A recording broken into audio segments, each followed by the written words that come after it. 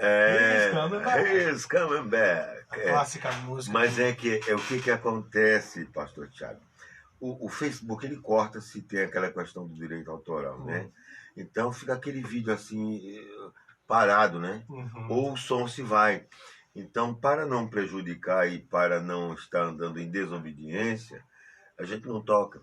E se eu toco, aí tem que fazer alguma coisa assim no sentido de esperar a música terminar.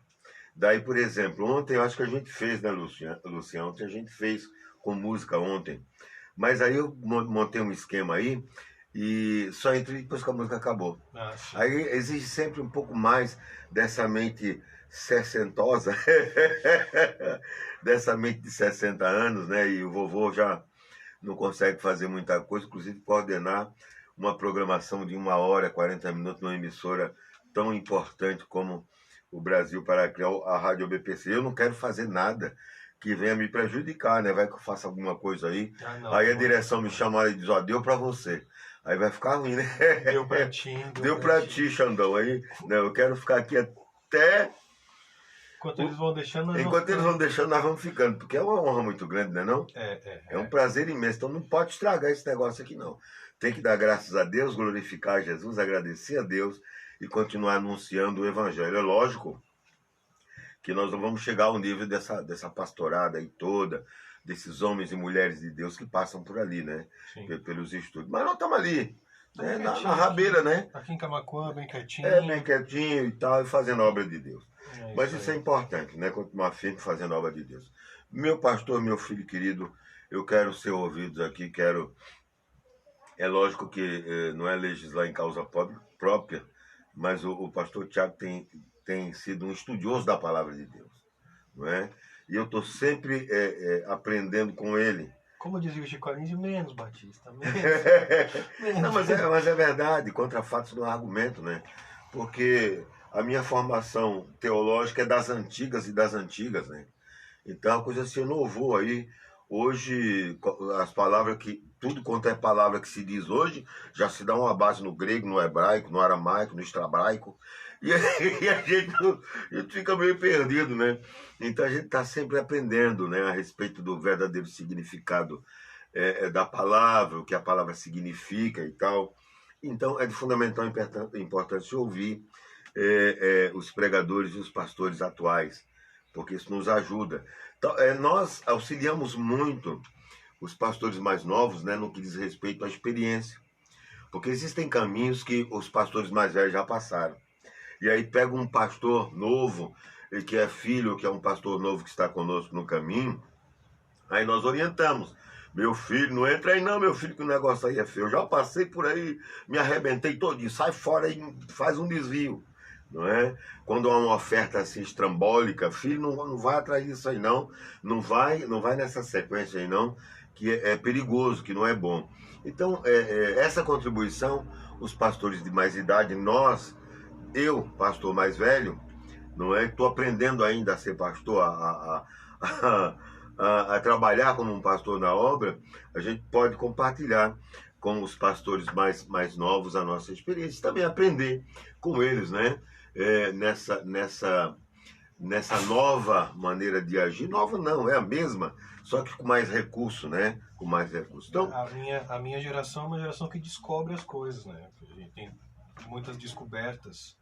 A tua geração é uma geração que viveu mais perto do fato histórico em si. A minha geração é a geração que descobre o que a tua viveu mais perto. Né? Os mais velhinhos estão mais perto de Jesus do que nós, os mais jovens hoje em dia. No nosso tempo era mais monte de oração e tal, vai daqui, vai dali, e desafiava o diabo sem saber quem o diabo era, né? Sem conhecer o diabo direito, e vai lá e diz, porque tu é o diabo, porque um dia o diabo falou, tu vai ver o que eu vou fazer contigo. E hoje a gente tem aí todo o recurso para saber como é que ele trabalha, como é que ele age. Inclusive existem aí livros que nos orientam nisso. Eu estou me deparando com coisas assim fantásticas, né?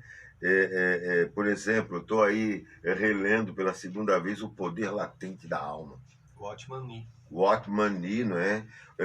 O homem espiritual, a autoridade espiritual, são materiais assim tremendos, não é? E a gente vai lendo, vai crescendo. Então, vamos para frente. Sejam muito bem-vindos em nome do Senhor Jesus. Vamos ouvir o nosso querido amigo, nosso irmão em Cristo, pastor Tiago. Existe uma característica muito importante em tudo aquilo que Deus criou, que só nós, seres humanos, não damos valor a ela, que é a tal da prestação de contas. Prestação de contas. Deus disse, quando Caim matou Abel, que a terra estava prestando conta para Deus sobre o sangue de Abel. Sobre o sangue de A Abel. terra está clamando aqui pelo sangue de Abel, dizendo que ela não tem culpa de nada. Não é comigo.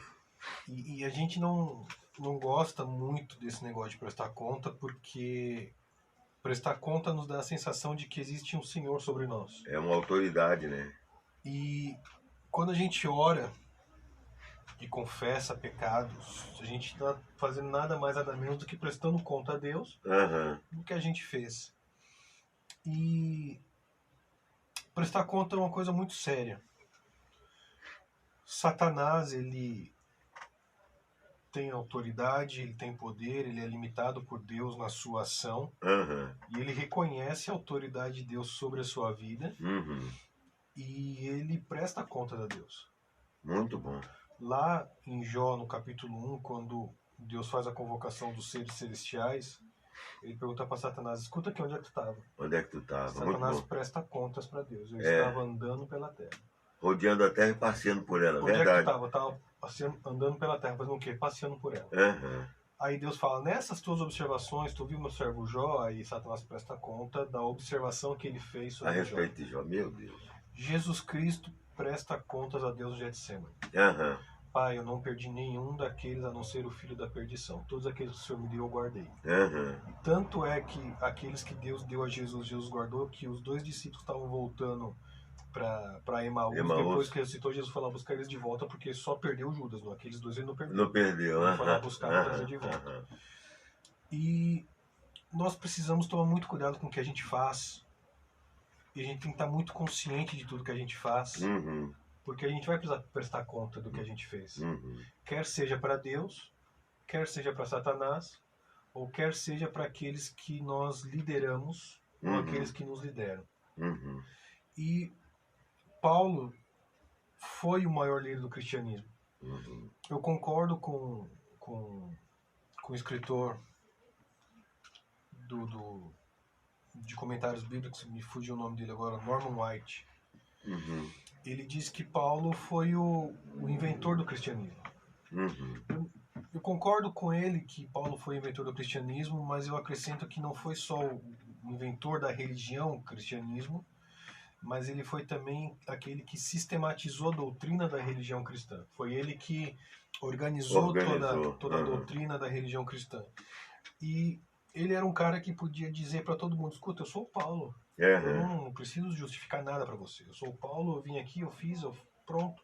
Quem sabe sou eu. Só que essa era a conduta do velho homem de Paulo. Não é a conduta do Paulo convertido, é a conduta do Paulo fariseu. A conduta do Paulo que perseguia e matava crente. Antes do encontro com Jesus. A conduta do Paulo da mente renovada, da mente transformada, a conduta do Paulo novo homem é uma conduta de quem reconhece que há um Senhor sobre ele. E esse Senhor é Senhor de outras pessoas, e da mesma maneira como esse Senhor cuida das outras pessoas, ele quer que eu cuide das outras pessoas, e precisa que eu preste conta para essas pessoas de tudo aquilo que eu fiz. Meu Deus. Então eu preciso estar muito consciente com a maneira como eu trato as pessoas, a maneira como eu falo com as pessoas, a maneira como eu trato a pregação do Evangelho, como eu trato o estudo do Evangelho, como eu trato o meu tempo de oração.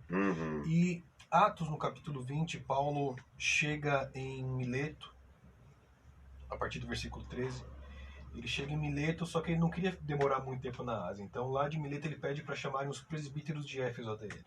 Aí ele manda convidar aqueles que trabalhavam com ele. Tragam para mim os presbíteros de Éfeso. E quando os presbíteros de Éfeso chegam, Paulo começa a dar para esses presbíteros um relatório. Se é de acordo com a mentalidade das igrejas de hoje, o apóstolo diria: o que o presbítero tem que saber o que eu faço? Eu sou apóstolo? Eu sou apóstolo, ele é presbítero, então deixa ele, fica na tua, ele tem que saber o que eu faço. Eu vi Jesus, conversei com Jesus. Jesus me resgatou em Damasco, fiquei 3 anos com Jesus no deserto, fiquei 10 anos com ele em Tarso, 14 anos da minha conversão até voltar para Jerusalém, foram 14 anos que eu tive com Jesus. Os discípulos tiveram 3 anos e meio, eu tive 14. 14 anos porque com ele. eu acredito que as coisas inefáveis que ele fala em 1 Coríntios foi o próprio Jesus que levou ele para mostrar, foi o próprio Jesus que revelou para ele. Sim. Algumas coisas que não se encaixavam na religião judaica e na religião cristã, o próprio Jesus que explicou para ele e trouxe para ele a coerência de tudo aquilo que era mistério não revelado, que Deus guardava só para ele ainda e revelou através da vida de Paulo. Então a gente vê Paulo separa o seu discurso oh meu Deus, o seu relatório, eu esqueci a palavra. Sua prestação de contas. Sua prestação de contas. Paulo divide sua prestação de contas em 7 tópicos. E do versículo 17 até o versículo 21, Paulo fala sobre a sua conduta. Ele diz assim: de Mileto mandou a Éfeso chamar os presbíteros da igreja, e quando se encontraram com ele, disse-lhes: vós bem sabeis como foi que me conduzi entre vós em todo o tempo, desde o primeiro dia em que entrei na Ásia. Vocês sabem qual foi a minha conduta, eu não fiz nada escondido. Quer dizer, eu informei tudo, né? Vocês estavam comigo. Coloquei vocês a par de tudo. Eu não fiz nada na escuridão, não fiz nada escuso, não tirei vantagem de ninguém, não fiz nada por debaixo dos panos. Vocês sabem de tudo que eu fiz desde que eu cheguei, porque cada coisa que eu fazia, vocês estavam comigo, tinha testemunha e eu prestava relatório. Versículo 19: servindo ao Senhor com toda a humildade, servindo ao Senhor com lágrimas, servindo ao Senhor com provações, que pelas ciladas dos judeus me sobrevieram, jamais deixando de vos anunciar coisa alguma proveitosa, e de vos ensinar publicamente também de casa em casa, testificando tanto a judeus como a gregos o arrependimento para com Deus e a fé em nosso Senhor Jesus Cristo. Então Paulo fala: a minha conduta desde que eu cheguei aqui foi humildade, lágrima e provação de armadilha.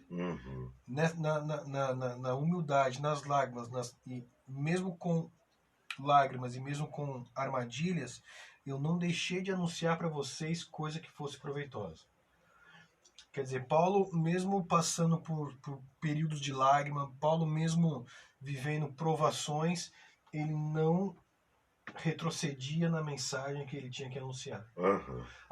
Nós como pastores precisamos entender que a responsabilidade da mensagem ela é muito grande. Mesmo que a gente fique sozinho na igreja, a mensagem tem que ser pregada. Mesmo que as pessoas saiam da igreja, a mensagem tem que ser pregada.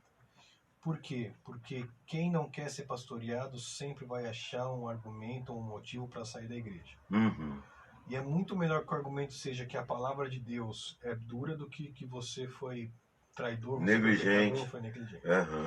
As pessoas que saem da igreja e elas nunca vão dizer que saíram porque elas estavam erradas. Sempre vão sair porque alguém estava errado, porque alguém não fez de certa maneira, ou porque alguém não quis ajudar. É mais ou menos aquela coisa que aconteceu com Adão e Eva, né? Um fica colocando a culpa no outro. Fica aquela discussão, aquela corrida, como aquele diz o círculo popular, aquela corrida atrás do rabo.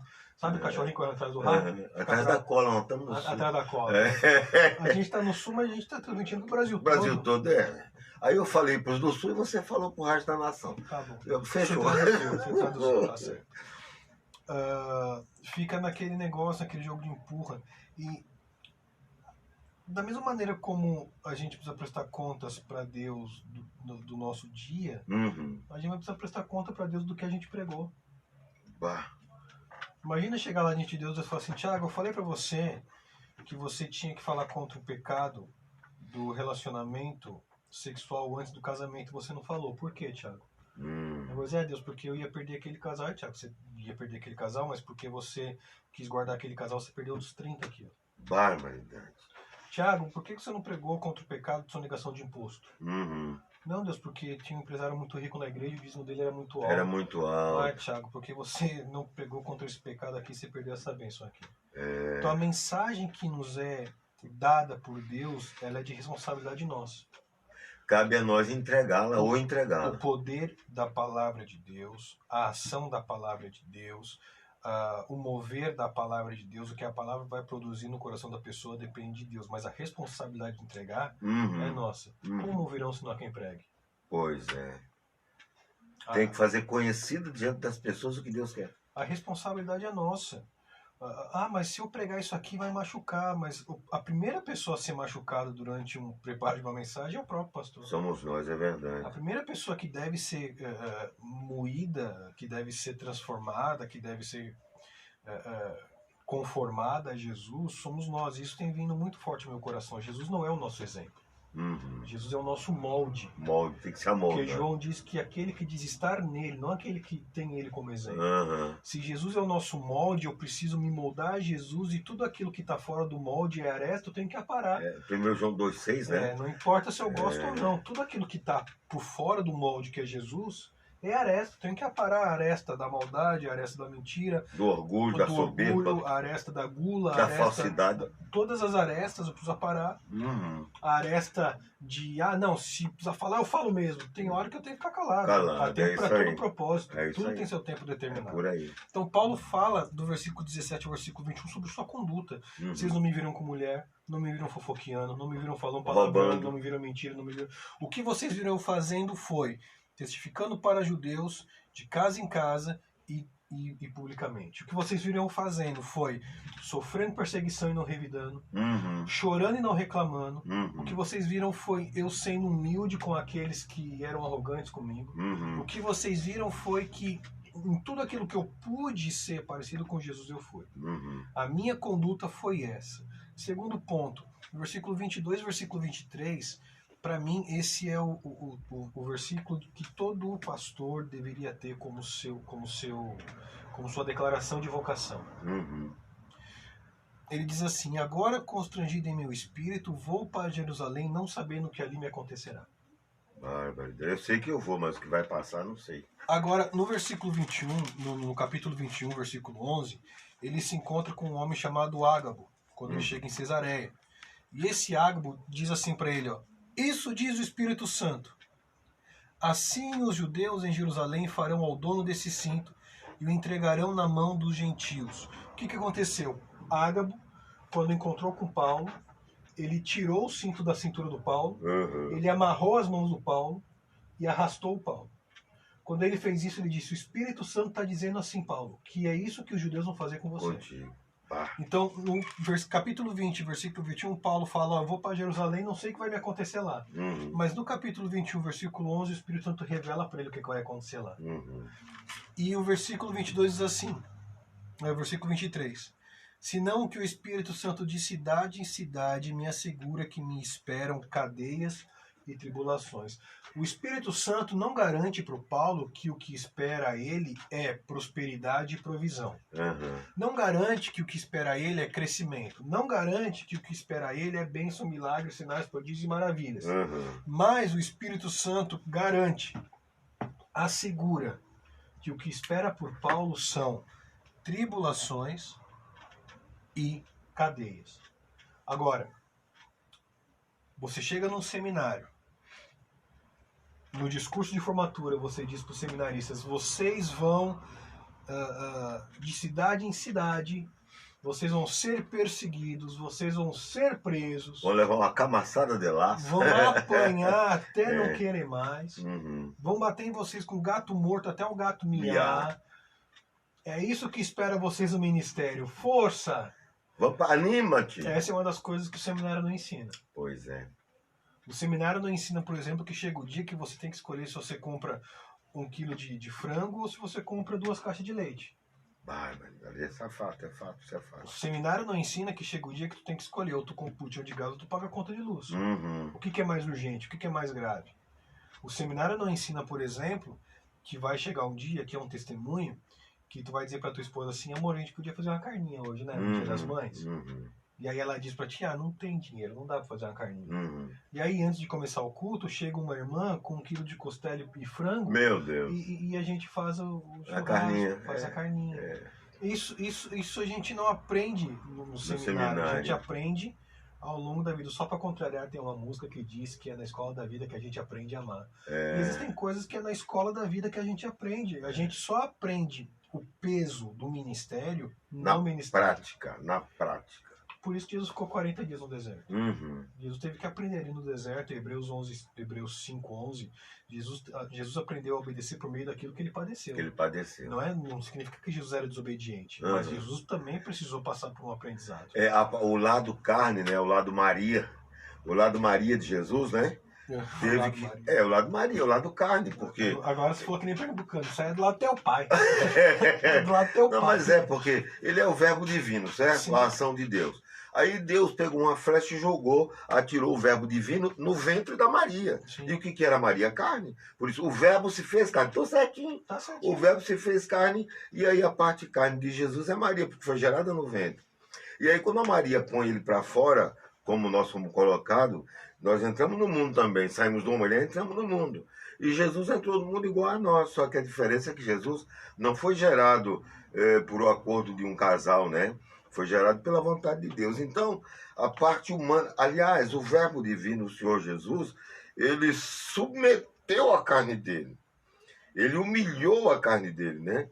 É como se ele estivesse dizendo assim, carne aqui não tem vez para ti.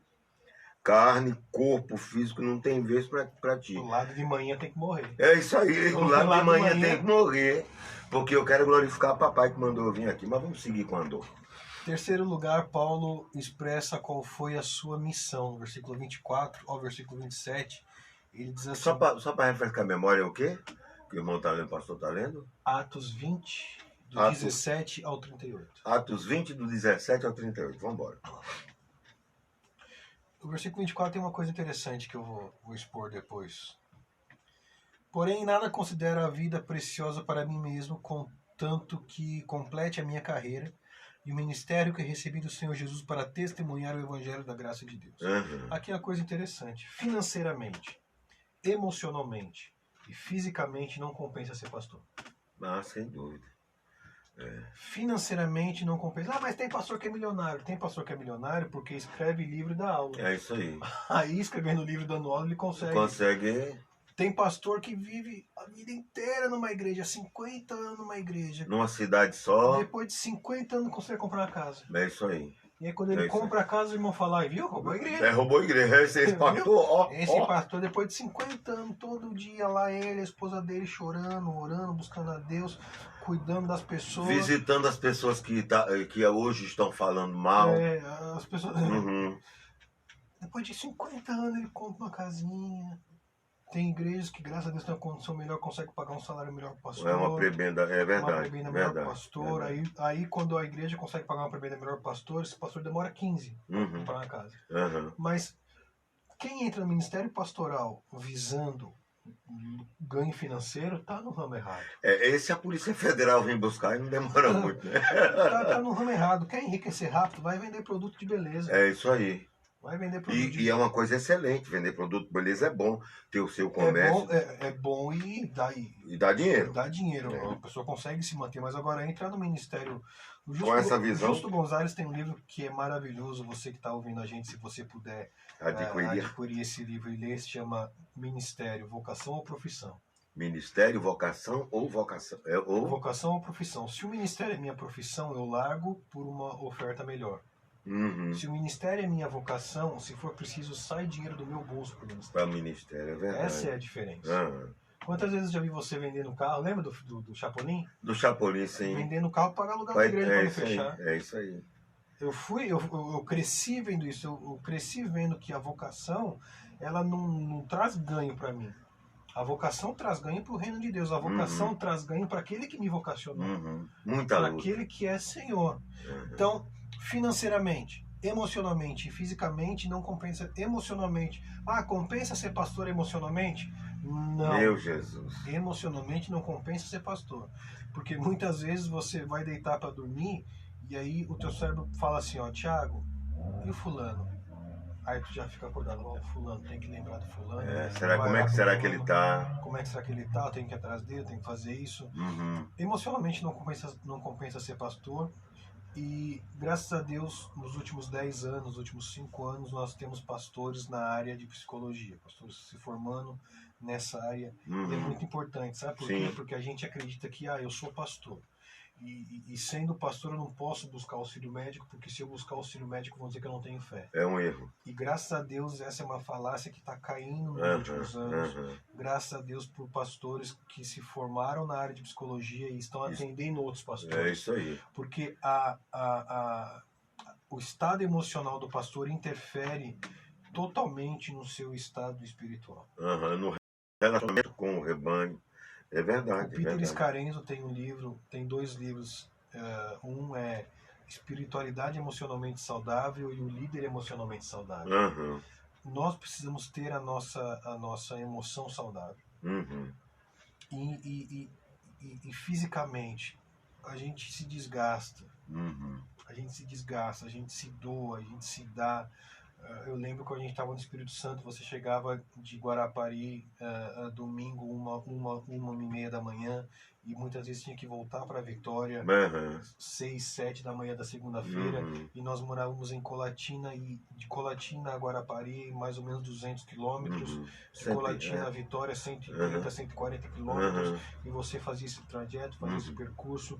O pastor Gildo, que é presidente da Convenção de Minas, cuidando da Igreja do Espírito Santo, uma vez por mês, quando eu estava lá, ele fazia esse percurso correndo de lado. E a distância, né? Ele está lá em Paraíba, em Minas Gerais. Em Paraíba, o pastor Ivan, quando era presidente do Conselho Nacional, viajava o Brasil todo. Onde é que o senhor está? Estou na Bahia, estou no Pernambuco, estou não sei onde.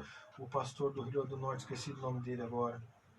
Sérgio. Pastor Sérgio, está lá no Rio Grande do Norte, está lá no Amazonas, está lá não sei onde. É desgastante demais. E aí o teu filho cresce, e daí a tua esposa, quando tu sai de casa, tá com o cabelo curto, quando tu chega, ela tá com o cabelo comprido, quando tu vai, ela tá com o cabelo cacheado, quando tu volta, tá com o cabelo liso.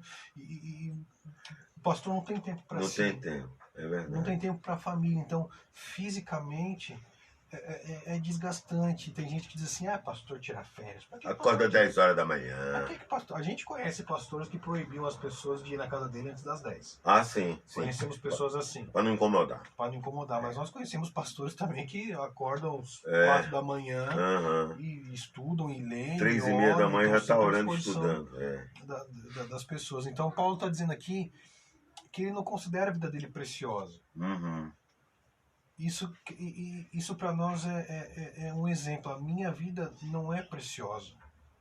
Preciosa é a vida do outro. O outro é o meu próximo. O outro não está acima de mim. O outro não está abaixo de mim. É o meu próximo. É o que vem depois de mim. Mas pastor Tiago, é o seguinte. Então eu posso dizer que essas pessoas, é lógico que não com a mesma intensidade que disse o apóstolo Paulo, mas essas pessoas podem dizer que Cristo vive, porque a palavra Cristo é ungido, né? Sim. Tem um ungido de Deus vivendo em mim. Eu dei lugar para a unção de Deus através da minha vida. O que Paulo está dizendo aqui é o que ele disse em Gálatas 1:12. Já estou crucificado com Cristo. Agora vivo não mais eu. Mas Cristo vive em mim, tá certo. Nada tem minha vida por preciosa. Não me importo se vou ganhar dinheiro, não me importa se eu vou estar bem emocionalmente, não me importa se eu vou estar bem fisicamente. Eu estou crucificado com Cristo e eu sinto dores de parto até que Cristo seja gerado em vocês. Seja Deus. Eu estou passando por dificuldade porque eu não busco ganhar dinheiro com o ministério, eu não busco estar bem emocionalmente com o ministério. Se eu quisesse estar bem emocionalmente sempre, eu abria um cinema para mim, para assistir filme todo dia. Uma casa de show. Qualquer outra coisa. E aqui não é uma crítica às outras profissões. Sim. Aqui existem profissões que vão te trazer um prazer emocional maior, umas que vão te trazer um prazer, uma dificuldade emocional maior, por exemplo. O presidente da República, o Danilo Gentili, quando entrevistou o Jair Bolsonaro, ele fez uma brincadeira e comparou a foto do Obama, quando assumiu o primeiro mandato, e quando ele acabou. Nos 8 anos, o Obama envelheceu mais ou menos 20 anos, por causa do estresse emocional. O Lula, quando assumiu em 2012 e quando entregou em 2008, envelheceu 20 anos. E a gente vê esse desgaste em muitos pastores que quando a gente saiu daqui em 2009 eram gurizão. Sim. Quando a gente reencontrou com eles em 2015, o pastor Pedro Paulo, eu estava vendo as fotos do meu casamento em 2007, o pastor Pedro Paulo era um guri. Era um gurizaço, ia pra beira da Sanga tomar banho 5 horas da manhã. Aí passado todo esse tempo, o pastor Pedro Paulo construiu, junto com os irmãos lá em Eldorado, uma baita templo, uma grande igreja. O pastor Pedro Paulo trabalha lá na região de Santa Cruz do Sul. Sim. E é um homem que está sempre viajando de Cuida carro, da igreja de Cachoeirinha. É um homem que tem vigor, é um homem cheio de Espírito Santo, mas tá cansado. Tá cansado, é verdade. Por quê? Porque a vida dele não é preciosa. Precioso para ele é Jesus. É. Eu confesso na vida e na morte que tudo para mim é Jesus. É Jesus. Se deixa gastar, né? Se deixa gastar pelo Senhor Jesus. Uhum. Então Paulo diz, olha, eu não tenho minha vida como preciosa, para mim o que importa é completar a minha carreira. Para mim o que importa é chegar no fim do ministério de maneira que glorifique a Deus. Não de maneira que honre a mim, mas de maneira que glorifique a Deus. Tem uma série no canal de TV AME que se chama Cultos Extremos. E hoje pela manhã passou alguns episódios e a ideia desses cultos extremos sempre é de que o líder é a encarnação de Jesus Cristo. A gente tem, por exemplo, o Jim Jones, que dizia que ele era a encarnação de Jesus Cristo e ele matou 917 pessoas envenenadas quando ele foi cercado pela polícia. Ele disse, olha, a polícia quer me matar, se a polícia quer matar aquele que é senhor sobre vocês também não merecem viver, então vocês têm que se matar também. Isso é um perigo. E os sobreviventes diziam que era terrível ver os obreiros da seita indo atrás das crianças de 7, 6, 5 anos, dando veneno na boca das crianças, para as crianças morrerem, e os pais vendo aquilo e também tomando veneno. Então o domínio, o controle que essas pessoas têm sobre as pessoas, ela é muito grande. Nós precisamos colocar os nossos olhos em Jesus. Não é homem que chama, não é homem que impede, não é homem que envia, não é homem que põe empecilho, é o próprio Deus. Paulo diz que ele queria pregar em determinado lugar, mas o Espírito Santo falou para ele, não vai. Não vai. Ainda não é hora de ir para lá. Então ele ficou ali onde ele estava mais um tempo. Então Paulo fala sobre sua conduta, sobre sua obediência, e ele continua falando sobre sua missão no versículo 25. Agora eu sei que todos vós em cujo meio passei pregando o reino, não vereis mais o meu rosto. Portanto eu vos protesto no dia de hoje, esse versículo é tremendo. Eu lhes protesto no dia de hoje que eu tô limpo do sangue de vocês. Por quê? Porque eu jamais deixei de anunciar a palavra de Deus a vocês. Eu não tenho responsabilidade nenhuma pelo pecado de vocês. Porque a palavra foi pregada. É mais ou menos o que o Senhor Jesus disse, né? Pai, eu vou para ti e aqui estão os teus discípulos, estão os teus filhos, aqueles que o Senhor me deu para cuidar. Nenhum deles se perdeu, a não ser o filho da perdição, para que a palavra se cumpra. Quando Jesus prestou conta. Quando ele prestou conta, muito interessante. Paulo está lavando as mãos, dizendo assim, gente, olha, a responsabilidade é de vocês. A palavra foi pregada. Eu disse que marido não pode ter amante, eu disse que mulher não pode ter amante, eu disse que namorado não pode ter relação com namorada, eu disse que não pode beber, não pode fumar, eu disse que não pode sonegar imposto. Eu ensinei a vocês. Eu ensinei que não pode, que para tomar cuidado, que nem todo profeta é profeta de Deus. Experimentar os espíritos, nem toda oração em línguas é oração de Deus. É oração de Deus. Eu expliquei tudo isso para vocês. Agora eu estou limpo. É contigo.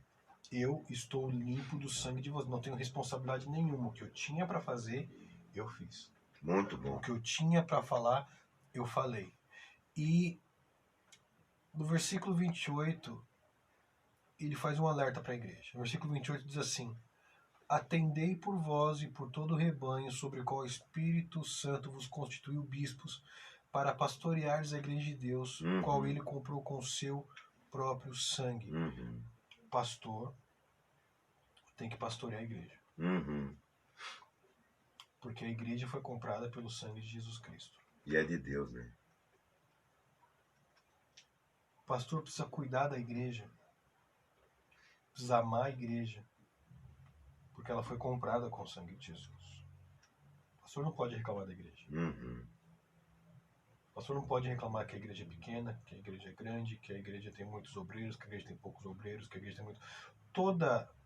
Toda aglomeração tem problema. A aglomeração familiar vai ter problema. A aglomeração empresarial vai ter problema. A aglomeração religiosa vai ter problema. Toda aglomeração tem problema porque são pessoas com mentalidades, com cultura, com criação diferente, pensamento, que querem impor a sua opinião e querem impor aquilo que elas acham que é o certo.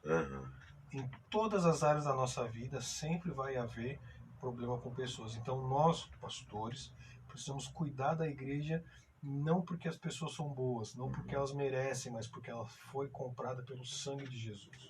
E quando nós não valorizamos a igreja, nós desprezamos também a moeda pela qual ela foi comprada. Que é o sangue. Muito bom. Nós menosprezamos isso. Então Paulo está dizendo, atendei vós e por todo o rebanho sobre o qual o Espírito Santo vos constituiu bispos para pastorear a igreja, a qual ele comprou com seu próprio sangue.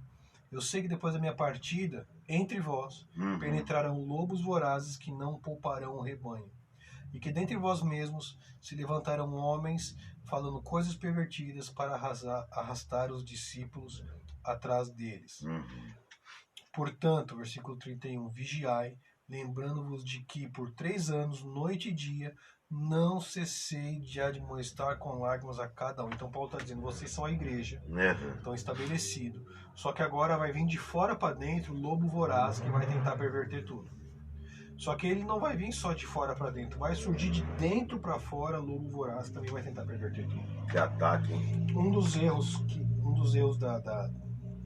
da igreja nos nossos dias é acreditar que a perseguição vai vir de fora para dentro. Nós vamos ser perseguidos pelo mundo islâmico, vamos ser perseguidos pela política, vamos ser perseguidos pelas outras religiões. A gente esquece das perseguições que vão surgir de dentro de nós. Internas, daqueles que pervertem a palavra de Deus em seu próprio ganho. Aqueles que vão perverter a palavra de Deus para sua própria entendimento, sua própria vantagem. Paulo está dizendo para eles assim, vigiem e lembrem-se dos 3 anos que eu não cessei de admoestar vocês. Paulo passou por isso lá em 2 Timóteo 4, ele diz, olha, Alexandre o latoeiro me fez muitos males. Que Deus tenha misericórdia dele. E aí ele faz uma lista dos discípulos que estavam com ele. Demas me abandonou, outro amou o presente século, outro foi para o mundo, outro tive que mandar para uma igreja, outro tive que mandar para outra igreja. Somente Lucas está comigo. De todos aqueles que estavam comigo no começo, só Lucas está agora. Uns saíram porque veio influência de fora para dentro e tirou eles, outros porque veio influência de dentro para fora e tirou eles. Há uma série de discussões que não são pertinentes, que não são relevantes, que não nos levam a lugar nenhum, e a gente está perdendo tempo demais com elas. Enquanto as almas se perdem. Em quinto lugar, Paulo fala da sua gratidão, do versículo 32 ao versículo 34. Agora, pois, encomendo-vos ao Senhor e à palavra da sua graça, que tem poder para edificar e dar herança entre todos os que são santificados. De ninguém cobicei prata, nem ouro, nem vestes. Vós mesmos sabeis que essas mãos serviram para o que era necessário a mim e aos que estavam comigo. Paulo está dizendo, olha, eu não cobicei nada de ninguém. E aquilo que eu precisei, quando eu precisei, se Deus não proveu, eu trabalhei para conquistar. Aquilo que eu precisei, se Deus não abriu a porta, se Deus não fez cair carne do céu, não fez cair maná, se Deus não tirou água da rocha, se Deus não deu a provisão, as minhas mãos trabalhei não somente para mim, mas também para os que estavam comigo. No versículo 35, ele fala sobre o seu exemplo. O exemplo de Paulo é: tendo-vos mostrado em tudo que trabalhando assim é mister socorrer os necessitados e recordar as palavras do próprio Senhor Jesus. Mais bem-aventurado é dar do que receber. E aqui eu quero dizer a você que está nos ouvindo nessa tarde, mais bem-aventurado é dar do que receber atenção, mais bem-aventurado é dar do que receber o ombro para chorar, mais bem-aventurado é dar do que receber o ouvido para ouvir, mais bem-aventurado é cuidar do que ser cuidado. O exemplo de Paulo é muito melhor você estar disposto a cuidar de quem precisa do que você ser um necessitado que precisa que alguém cuide. E em último lugar, o seu legado, do versículo 36 ao versículo 38.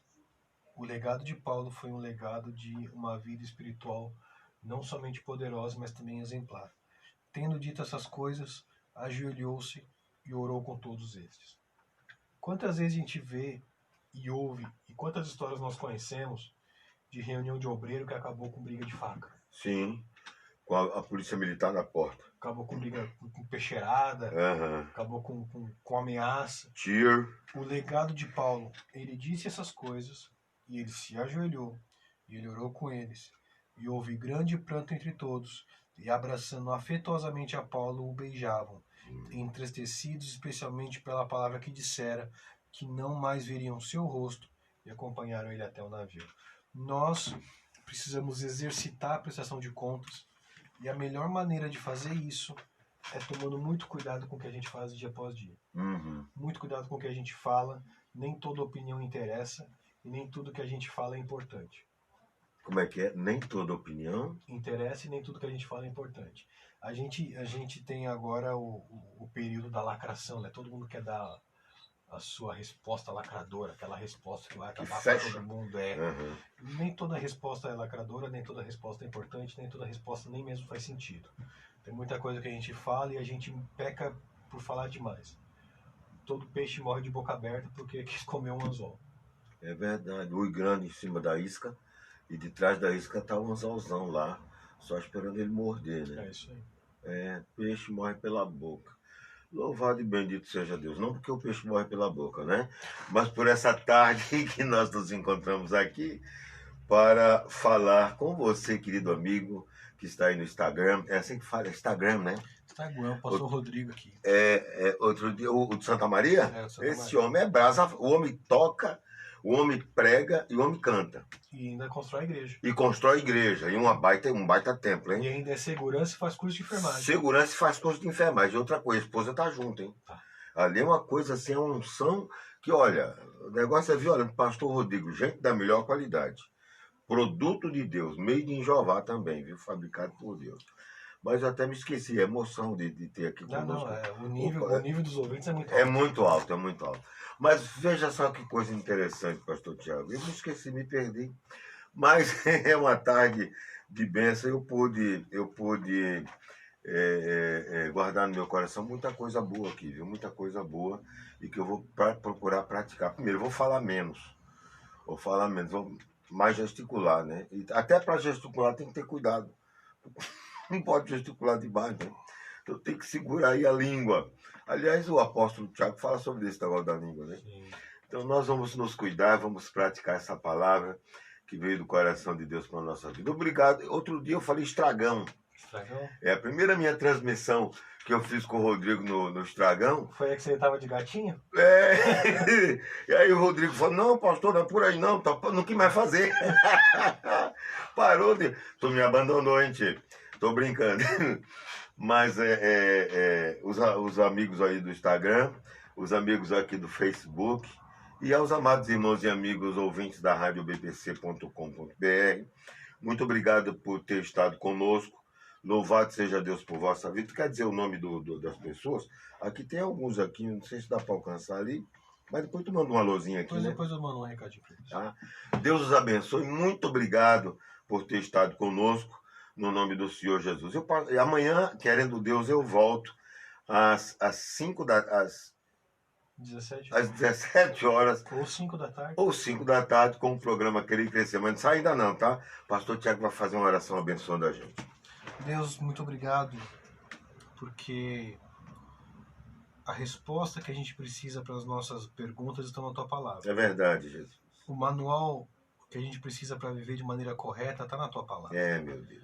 O que nós precisamos, Espírito Santo, é que o Senhor nos ajude a entender, o Senhor ilumine a nossa mente, o Senhor nos ajude a perceber. Sim, Jesus. Onde nós estamos errando, quais são as arestas ainda que nós precisamos aparar para que a gente possa estar conformado a Jesus Cristo. Sim, meu Deus. Aos que estão nos ouvindo e aos que estão nos assistindo nessa hora, abençoa cada um deles. Meu Deus. O Senhor conhece as necessidades, o Senhor sabe quais são as necessidades. Sim, meu Deus. E nós cremos e sabemos que o Senhor é o Deus da provisão e Deus da providência. Entra, Senhor, com providência sobre a vida de cada um. Em nome do Senhor Jesus, pela Tua misericórdia, nós te pedimos. Amém, Senhor. Amém. Muito obrigado, Luciano. Deus te abençoe. Obrigado aos amados irmãos e amigos, radiobpc.com.br. Fique em paz, forte abraço. Até a próxima, no nome do Senhor Jesus. Tchau.